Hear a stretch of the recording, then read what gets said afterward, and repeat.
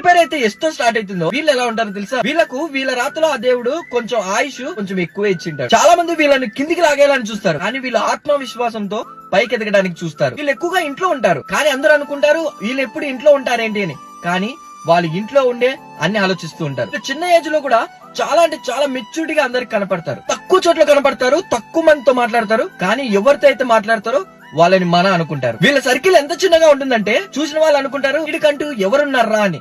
కానీ అదే వాళ్ళ స్ట్రెంత్ గా మారుతుంది. వీళ్ళు ఎంత సైలెంట్ గా ఉంటారంటే వీళ్ళని ఎవరు ఎన్ని మాట్లాడినా ఏం చేసినా కూడా సైలెంట్ గా ఉంటారు. కానీ సైలెంట్ ని దాటి బయటకు వచ్చారనుకో ఆ పక్క వాళ్ళకి వాళ్ళ స్థాయి ఎంతనో వాళ్ళకి చూపించే వరకు వదిలిపెట్టారు. వీళ్ళు ఒక మనిషిని ఎంత ప్రేమిస్తారంటే వీళ్ళు ప్రేమించినంతకి ఈ సృష్టిలో ఎవరు ప్రేమించలేరు. అని వీళ్ళకి చెడు చేయాలనుకుంటే మాత్రం వాళ్ళు చేసిన దానికి రెండింతలు వాళ్ళ జీవితంలో వాళ్ళు పడేలా చేసి చూపిస్తారు. ఎప్పటికైనా ఎస్ నేమ్ తో స్టార్ట్ అయ్యే వాళ్ళతో పగలు పత్తికాలు పెట్టుకోకండి, ప్రేమతో ఉండండి. మీకు ఎంత ప్రేమ కావాలో అంత ప్రేమగా ఉంటారు.